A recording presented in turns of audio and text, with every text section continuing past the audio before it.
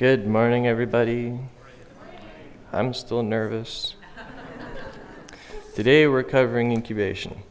Just a disclaimer, I Googled how to convert Fahrenheit to Celsius and that's about it. This is all experience. All right, so I don't know the level of which everybody knows about incubation, so I'll start with what it is. Incubation is a process of growing an embryo in an egg by exposing it to the proper conditions, temperature, humidity, occasional movement, cleanness, etc. Also, I forgot to include ventilation because they do need to breathe. There are a wide variety of methods for meeting those requirements, resulting in many fun DIY projects. I've seen someone make one out of a cupboard. However, the most common is just buying an incubator.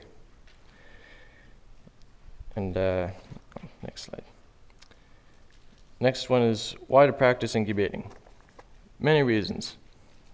I do it for fun, also because I like chickens. Incubating eggs allows you to repopulate your flock independently, and also you can create your own super breeds.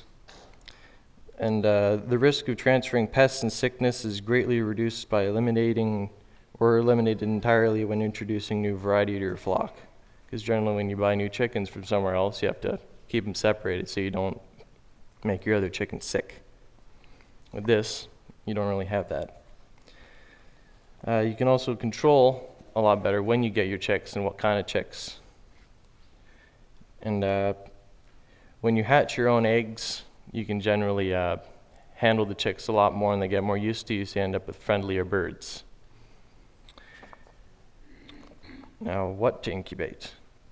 There are a few things you need to know when selecting what eggs you want to incubate. The first is one of the more obvious, whether or not your hen has been exposed to a rooster. The next is, I should probably elaborate on that.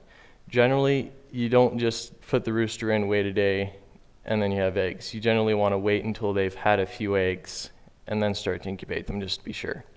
That goes for when your hen first starts laying as well, even if it's been exposed to the rooster for a long period of time before it starts laying, because the first few eggs are usually dud. I usually wait for about a dozen eggs before I start trying to incubate them.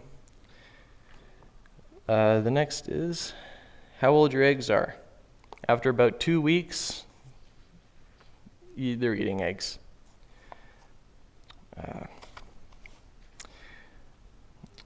Whether an egg has been exposed to extreme temperatures.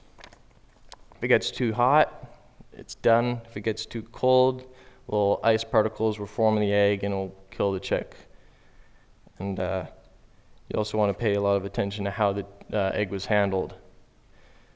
When you get eggs from somewhere else, this is one of the more major concerns I have. I like to check the eggs to make sure they aren't cracked or anything like that, because if you jostle them around too much, it can harm the eggs and bring down the likelihood of you getting your chicks. Where and when to incubate. Where you put your incubator matters. I've learned this lesson way too many times. If you put it near a window and it's cold outside, it will affect the temperature inside the incubator. It'll go up and down, and that can hurt the chicks. If you put it near a vent, do the same thing. Put it near a window, the light shining on the incubator will rise the temperature as well. All that kind of fun stuff. So where you put your incubator, you're going to want to put it somewhere where the temperature is consistent. Even if the temperature is a bit lower than you want it to be, the incubator will just adjust it a little bit, as long as it's consistent. Where is it?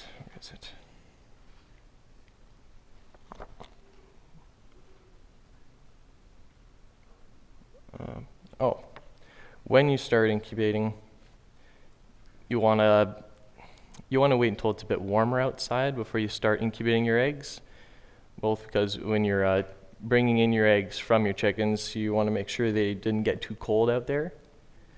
I just learned this recently. You also want to make sure your rooster's fertile, which means it needs enough light. So you want to wait until about early spring. You can incubate all throughout spring, summer, into fall a bit when you're and you generally stop when you put your chickens away or when it gets too cold. Because you also, when you're hatching your chicks, you want to be able to move them out when they get big enough. But for the first few weeks or months while they're out there, they're still a bit small and they can get cold a bit easier. They're not as hardy as the adults.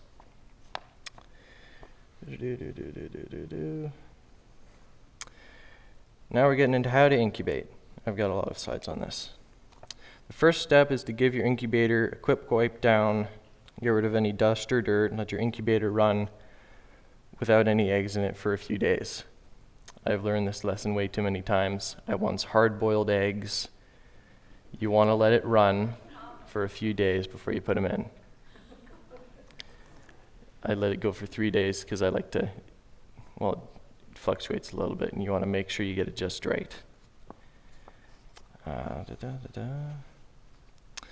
All eggs I have encountered incubate within the 101 to 98 degrees Fahrenheit or 38 to 36 degrees Celsius, with 99.5 degrees Fahrenheit or 37.5 Celsius being the most optimal.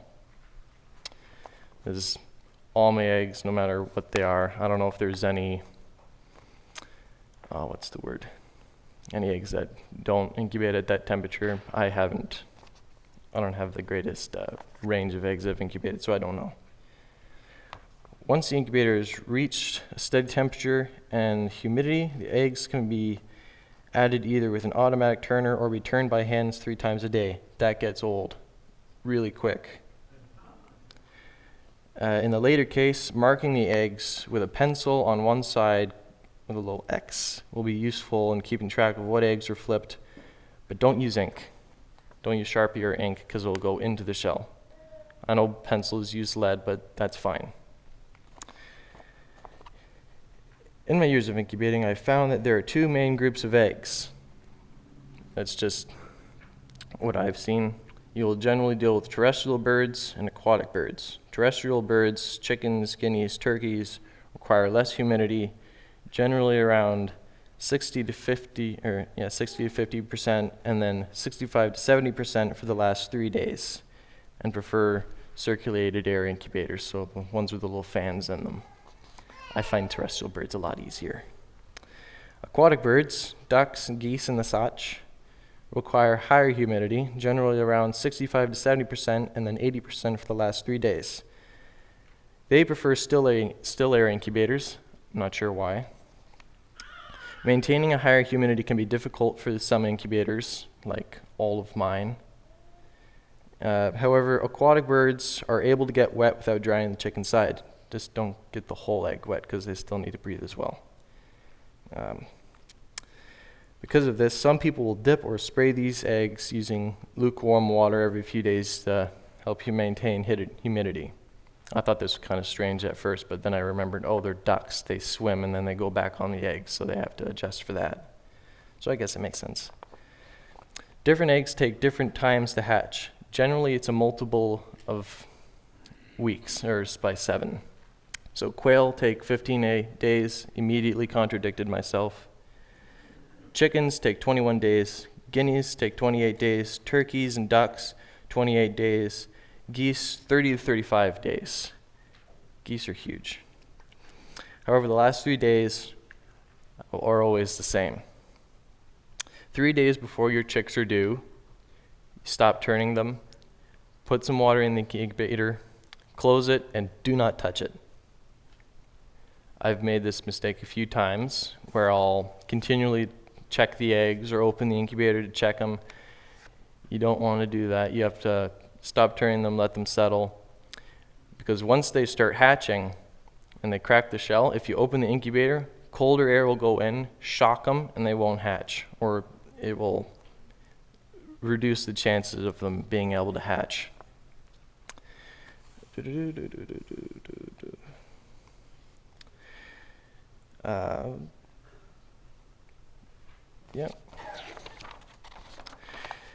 Hatching. You may start to hear peeping up to a few days before your chick hatches. This means the chick inside has broken the air pocket in the egg and is getting ready to hatch. Once the chicks have all hatched in your incubator, or the first chick to hatch has been in the incubator for 2 days, then you open it and take them out. A chick can last up to 2 days in an incubator without food and water because of the yolk it absorbs from the egg. You don't want to really go over past that much, and if a chick hasn't finished hatching, well, you can take them out and leave it in there, see if it hatches, but it's probably not going to. I don't know if I wrote this in here, but don't help your chicks hatch. If it can't get out of the egg by itself, it's not strong enough to live. I've done this a few times myself and will probably try it again in the future, but it's not smart. I've had a few where I have helped them out and they lived. I'm pretty sure one of them had autism.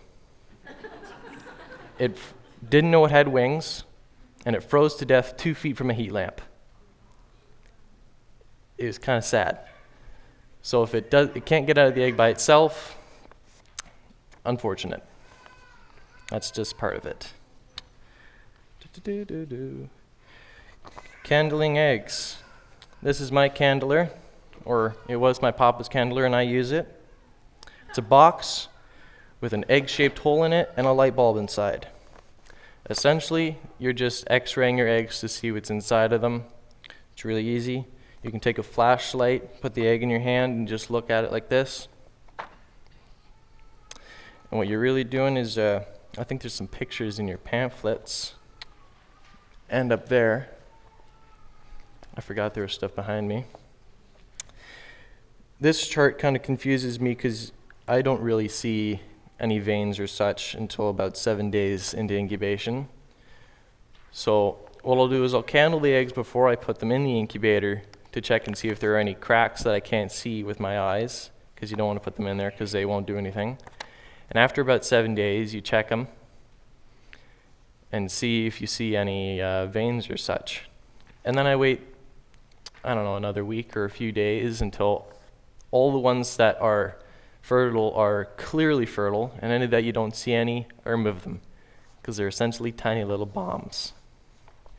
I have this written here somewhere. You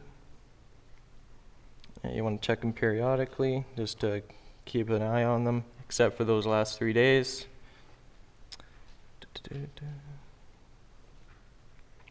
Oh yeah, here it is. If you leave an unfertile egg in your incubator for too long, there is a chance that it could explode, ruining the batch of eggs, your incubator, the room it's in, and pretty well your whole week, because man, do they smell. It is not a fun experience. Just remove them if you don't see anything. And then we have the picture of the candling eggs back there. When it gets close to being able to hatch, it's just going to be really dark inside. Cleaning and maintenance. This is one of my most recently learned lessons right here. Last year, I had 4 incubators set up. 2 of them with turners, 2 of them as finishers. And what I would do is every week I would put in as many eggs as I could fit into the incubator, and I would continually rotate those batches weekly. 3 days before they're due, I take them out of the turner and put them in a finisher without a turner, and then crank up the humidity in that, and then leave them. The first few batches were great, and then I got nothing because I didn't clean them in between batches. So I won't be doing that again. Generally, cleaning is pretty simple if you do it periodically. You just take a damp cloth, you can go in there. If you really want to make sure it's sanitary, you take some Sand Star. Some people use bleach, but we're not really a bleach household, and you really need to rinse it out after you're done bleaching it, because... Yeah? Dawn dish soap, everybody. Yeah? I honestly don't know too much about cleaning my incubators because I didn't do it too often, which is why I didn't have the greatest hatch rates. Now I clean my incubators a good bit. I give them a good scrub. Whether it's dusty, I just take the air hose. If it's a little dirty in there, you take the cloth and wipe it down. Your turners generally need a good cleaning every once in a while. And in your incubators, the one I find the most awkward to clean is some of them have this wire mesh. And when the chicks hatch, they like to make a big mess with the insides of their eggs, or they'll poop on it. I'll get stuck on it. I just drop stuff. So that needs extra good scrubbing.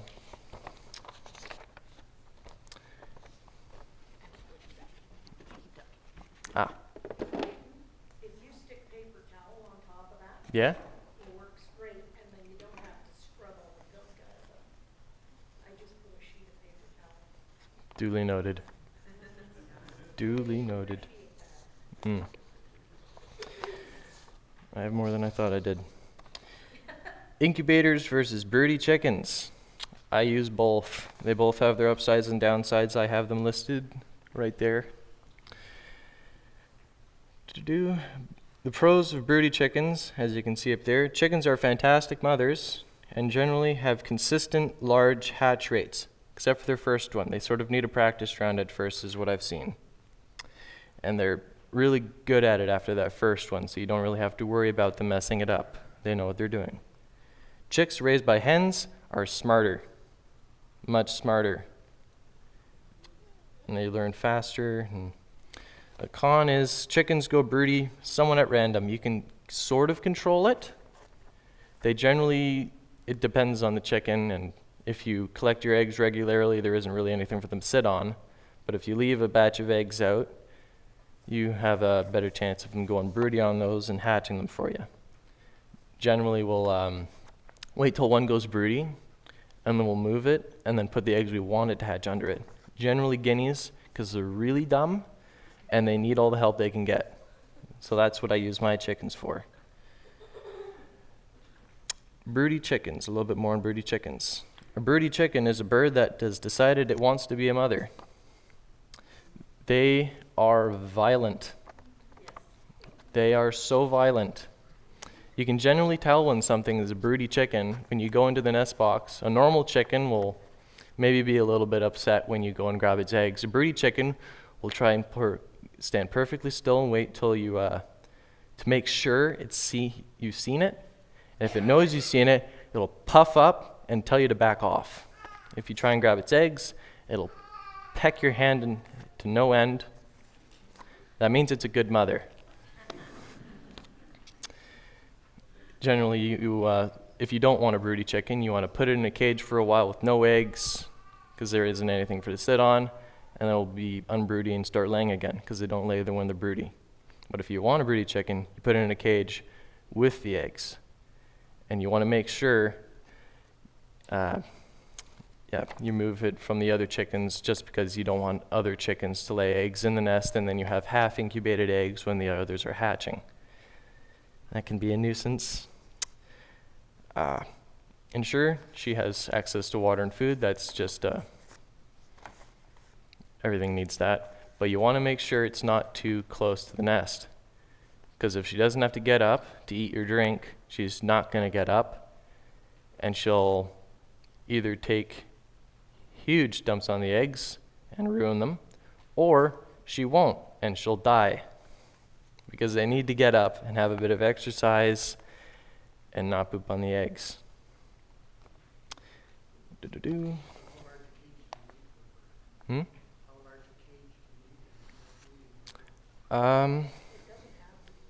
It doesn't really. As long as there's enough room in it to keep the nest and the food far enough away that she has to get up even just a little bit, that's enough.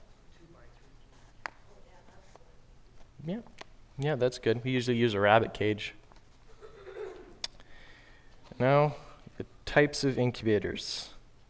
There are basically two types of incubators available. I think there are a lot more, but still air and forced air. We touched on that a little bit more with the different kinds of eggs, but still air is when you don't have air circulating throughout the incubator. That's what the ducks like. They're not my favorite kind of incubator because it's really hard to control the temperature, because you'll have the heater in the top, making it really warm. Heat rises, so the top is going to be really hot, and the bottom is not going to be as hot, and your eggs sort of sit right in the middle. So when you're measuring your temperature, I've made this mistake a few times. You want to make sure it's either sitting in a turner with the eggs or sitting relatively near the middle of the eggs, because if you have it too high, your eggs are going to be too cold. If you have it too low, you're going to boil your eggs. I've done that a few times. It confused me a lot. Let's see. Oh, with the conventional air, it's a little bit better. Whenever the heater turns on, it'll force the air through the incubator, make it nice and uniform. That's what the chickens like. What else? I think that's it for that. And now we're on to incubator comparisons. The first one we have up here is the mini fridge style. That's what I like to call it. I don't know if that's what other people call them, but that's what I call them, because they look like a mini fridge, the different shelves. They generally automatically turn their eggs like that. They're a lot better with maintaining their own humidity.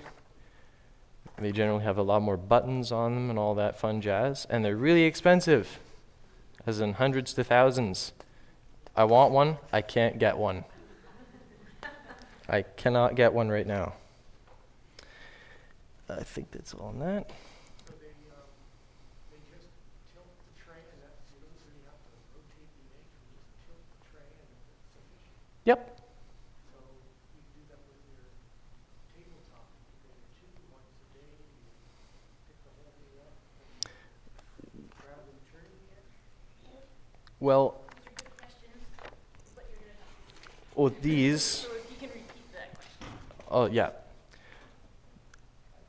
Sorry about that. For the incubator comparison, do the trays rock and you don't physically rotate the egg? Well, what it does is it slowly turns them side to side about 2 to 3 times a day. I think there's 3 times a day. The reason you can't do that with these ones, just tilt the tabletop, is because if you don't have something like the cups there holding the eggs in place, they're just going to all roll to one side, and you don't really want a dog pile of eggs. They might crack. For these ones here, any questions? For the next kind of incubator is the kind of incubator I use all the time. The only incubator I've ever used is these kinds. The big foam boxes. They're not the greatest for maintaining humidity, but they're pretty good at maintaining temperature. They're fairly cheap, fairly common, and they don't usually come with a turner. They can if you're getting them sold from someone else. Oh, you're holding it up? Okay. But you can buy turners. They don't tilt all the way like this, but there's a little motor that turns the individual trays 3 times a day really slowly. And that saves you the hassle of opening it up and turning it 3 times a day. Most of us have jobs that we need to do. We can't go home 3 times a day. So I love these. The next kind of incubator, anytime I Google an incubator, these things popped up, so I thought I'd make a slide on them. Those little round incubators, they rotate their eggs by sort of rotating in a circle and rolling them slowly.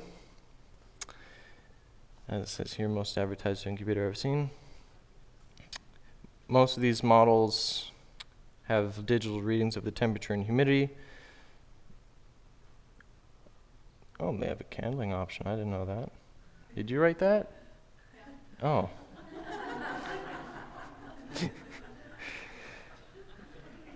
Well, they're as you can see, they're generally smaller. I think they're a bit cheaper.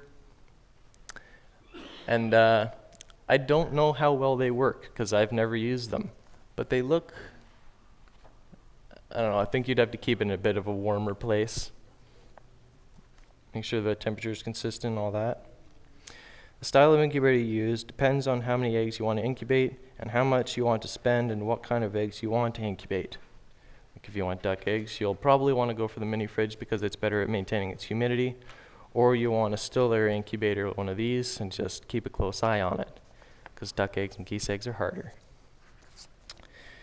And now, brooders. My mom wanted me to cover brooders.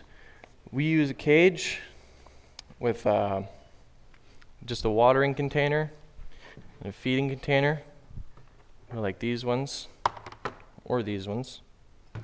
You'll want a heat source in them. We like using this because it's not a fire hazard. You raise it down just low enough so they're not like crawling under it, so they can just stand under it comfortably and put their backs against it so it's not super hot. Or you can get a heat lamp and just make sure it's not near anything flammable. You also want to make sure it's close enough or far enough. There's a little picture, I think, of how to tell whether or not your chicks are too hot or too cold. If they're too hot, they're going to avoid the heat lamp. If they're too cold, they're going to dog pile under it. If it's just right, they won't care. And I think there was something in here about drafts. We just put a towel on the back of it. You just want to make sure the air can't flow through it freely because they're really sensitive to breezes and all that fun jazz. We have a waterer here. It's fairly big. A chick can fit in there. That's a little dangerous. When you have a waterer, you want to make sure your chick can't drown, because they will. They're like turtles. They like to roll on their backs and take a while to get back up, and it's really hard for them to get out of this if they've fallen backwards. So we either get a smaller waterer or you fill it with rocks so they can't roll in it. With feed, you don't really have the same issue. There's no risk of them dying in a feeder. What else do we have in here?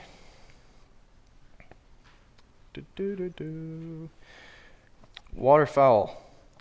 If you're hatching ducks, your cage is going to get wet, really wet. You're going to go through like a bottle of water a day because they love playing with it more than they like drinking it. So you can either change the wood chips and everything in your brooder every few days, or a little thing I found you can do is you can put another container under their water dish that catches the water. You just want to make sure they can't get the water out of that container. And then you're just going to want to empty out that container every once in a while. This is especially important if you have anything other than waterfowl with your waterfowl, because generally terrestrial birds do not like very soggy pens. Ducks don't care. Chickens do. They very much care. Yep. Oh, I think that's all of it. Alrighty. I guess I'm on to questions. Oh, sorry. Sorry, we're using the microphones. Sorry, I should have said that. Yep. Maybe I'll ask two then. You like to put wood shavings in the brooder and the Yeah. bedding? Fine or coarse, or because will they tend to eat it at all? They'll peck at it because they're curious. They'll peck at everything at least once. I don't think you have really any real danger of them eating the stuff on the ground. It doesn't taste very good to them. We use pine shavings because we have a lot of it. People will use paper towels, newspapers, sawdust, really just anything to keep their feet off of the hard plastic and maybe absorb some of the moisture. Mm-hmm. Just a little bit extra layer of protection. It's like a worker with a mat to stand on. Mm-hmm. That's essentially it. Okay. And then did you say that you used a chicken to hatch guinea hens? Yep. And how does that work after they hatch? After they hatch, like, does the chicken take care of them until they're... yeah. Yeah? Yeah, chickens are fantastic mothers. I don't think they really care what they hatched. As long as they get to keep it. Yep. I'm pretty sure you could throw a goose under there. I don't know how well terrestrial birds hatch. They do. They do? Well, I guess they're really that good then. So you can essentially just throw any kind of egg under your chicken you want to hatch, and they'll hatch it. I don't know if it's any problem if it's a lot longer of a... Like chickens take 21 days, guineas take 28. Haven't had any problem with the extra week sitting on it. But yeah, once they hatch, the chickens will mess up anything that tries to mess with their chicks, and they'll teach them everything they need to know. And then do you take the guineas away at some point? Like, do you keep your guineas in a separate flock than your chickens, or? We keep all our birds together. So what we'll do is after the chicks are a few days old and they're not, well, if they can keep up with the hen a little bit more, we like to just take the hen and introduce it to the rest of the flock with the chicks. The mother will make sure nothing touches the chicks, as long as it's a good mother. And then we just leave them. As long as you make it so that the chicks can get at the feed they need. So maybe put their feed in a little area that the rest of the hens can't go through, like chain link fence. Chicks love going through that, especially when you're trying to catch them. So if you just put their feed behind that, they'll go eat it. The hen will show them how to hunt for bugs, pieces of grass, all that stuff.